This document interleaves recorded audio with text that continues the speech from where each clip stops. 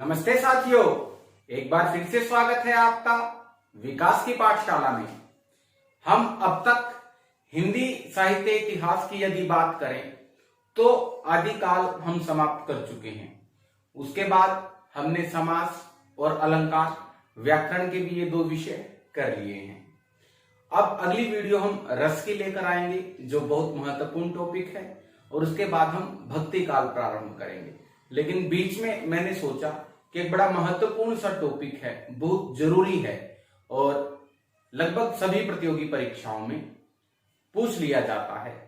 ज्ञानपीठ पुरस्कार, यानी कि जो भारतीय साहित्य है, जो हमारा लिटरेचर है, उसके लिए दिया जाने वाला ये सर्वोच्च पुरस्कार है, सबसे बड़ा पुरस्कार है ज्ञानपीठ पुरस्कार।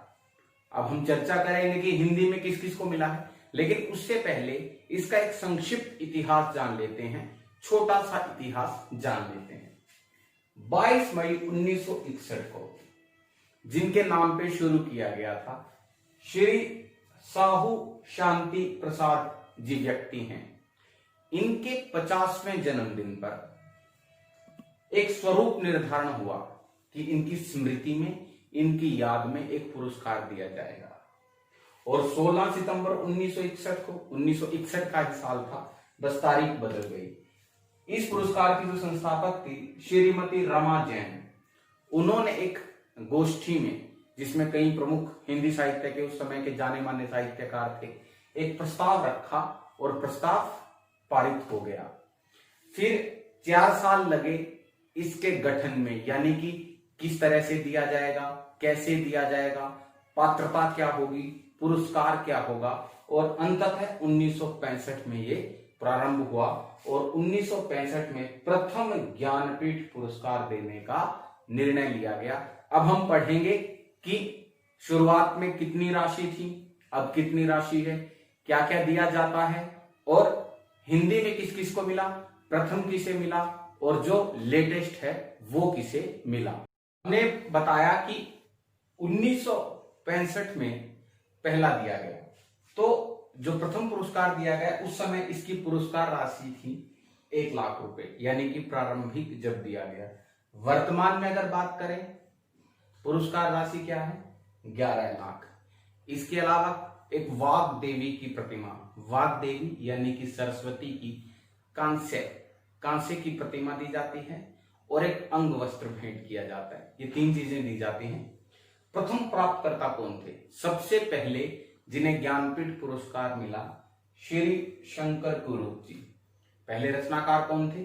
श्री शंकर कुरूप मलयालम भाषा के रचनाकार थे, और रचना थी ओट क कुशल, ये इनकी रचना थी, और इसके लिए इन्हें ज्ञानपीठ पुरस्कार दिया गया।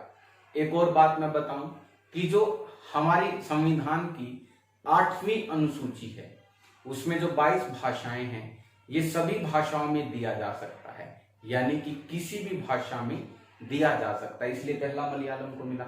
हर वर्ष एक भाषा में या 2 भाषाओं में दिया जाता है, संयुक्त रूप से भी दिया जाता है, एक व्यक्ति को भी दिया जाता है।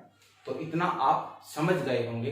अब हम बात करते हैं हिंदी साहित्य के उन रचनाकारों की जिन्हें ये प्राप्त हो चुका है। हिंदी के वे साहित्यकार जो ज्ञानपीठ पुरस्कार प्राप्त कर चुके हैं। एक और प्रश्न आप याद रख लें, अब तक हिंदी के कुल 11 है। टोटल कितने? 11 है व्यक्तियों को, 11 साहित्यकारों को यह मिल चुका है। आप ऐसे भी याद कर सकते हैं, इनामी राशि कितनी है? 11 लाख। और हिंदी के कितनों को मिल चुका है? 11 लाख, 11 लोगों को। 1968 सबसे पहले हिंदी का मिला। ये बहुत जरूरी है आपको कि हिंदी साहित्य में सबसे पहले ज्ञानपीठ किसे मिला था? 1968 1968 सुमित्रा नंदन पंत, और रचना थी चिदंबरा।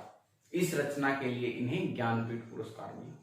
फिर उसके 4 वर्ष बाद 1972 1972 1972 रामधारी सिंह दिनकर, इन्हें मिला। किस रचना पर? उर्वशी इनकी रचना है। फिर 6 साल बाद 1968 में पहला, फिर 4 साल बाद, फिर 6 साल बाद फिर बारी आई हिंदी की 1978, 1978 अज्ञे।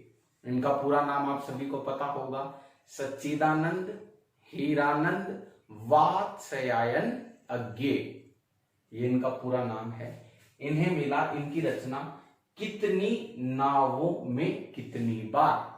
कौन सी रचना पर? कितनी नावों में कितनी बार।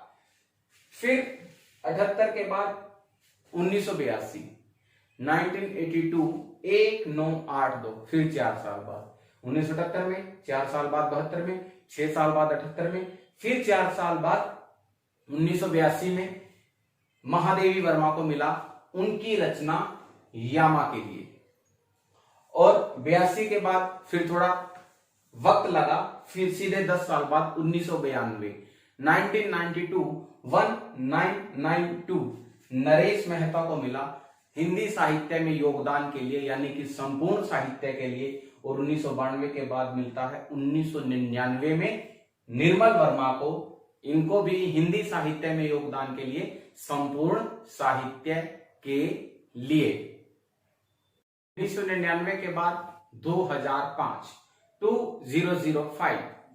कुंवर नारायण जी को मिलता है उनके हिंदी साहित्य में योगदान के लिए, यानी कि संपूर्ण साहित्य के लिए।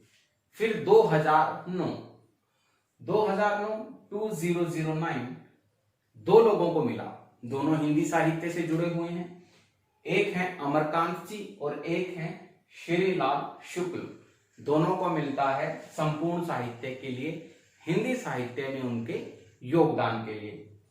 फिर 2013 है केदारनाथ सिंह संपूर्ण साहित्य के लिए।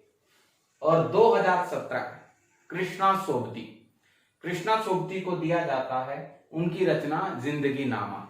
अब आप देखेंगे 1999 के बाद 2005, यानी कि 6 साल का गैप रहा। अगर 2005 के बाद हम याद करें, 2005 अगर आपने याद किया, 4 साल बाद 9, फिर उसके बाद फिर 4 साल 13 और 4 साल 17, तो ऐसे आप याद कर सकते हैं। तो कुल 11 लोगों को हिंदी साहित्य के लिए पुरस्कार दिया जा चुका है। तो दोस्तों, ये बहुत महत्वपूर्ण टॉपिक है और ये बहुत ही जरूरी है आपके लिए जानना कि हिंदी साहित्य में किन किन लोगों को ज्ञानपीठ पुरस्कार मिला है, क्योंकि ये हिंदी साहित्य का या भारतीय साहित्य का सर्वश्रेष्ठ पुरस्कार है। अब 2 लोगों की बात और कर लें, 2018 में और 2019 में। ये थोड़े लेटेस्ट हैं, करंट अफेयर यानी कि समसामयिक जो विषय हैं उसके लिए हम पढ़ सकते हैं। अमिताभ घोष 2018 अंग्रेजी। अब आप कहेंगे उसके बाद तो 19 में मिल चुका है, ये क्या करंट अफेयर है? ये इसलिए महत्वपूर्ण है, अंग्रेजी के पहले लेखक हैं, इससे पहले अंग्रेजी में कभी नहीं दिया गया। आपसे प्रश्न पूछा जा सकता है कि अंग्रेजी का पहला कौन सा लेखक है जिसे ज्ञानपीठ पुरस्कार दिया गया है? अमिताभ घोष अंग्रेजी के लिए। और 2019 अकितम अच्युतन नंबूदरी, थोड़ा लंबा नाम है, अकितम अच्युतन नंबूदरी, और ये मलयालम के हैं। और 19 में मलयालम को मिला है और 1965 में सबसे पहला भी मलयालम को मिला था। 2020 की अभी आधिकारिक घोषणा नहीं हुई है। हम कोविड-19 नामक महामारी से जूझ रहे हैं। घर पर रहें, सुरक्षित रहें और अपना ख्याल रखें, पढ़ते रहें। और जब भी परीक्षाएं होंगी तो इस समय के दौरान की गई आपकी मेहनत आपके काम आएगी। तो दोस्तों, हमारे चैनल को सब्सक्राइब कर दें, वीडियो को लाइक और शेयर करें और हमारे साथ यूं ही बने रहें।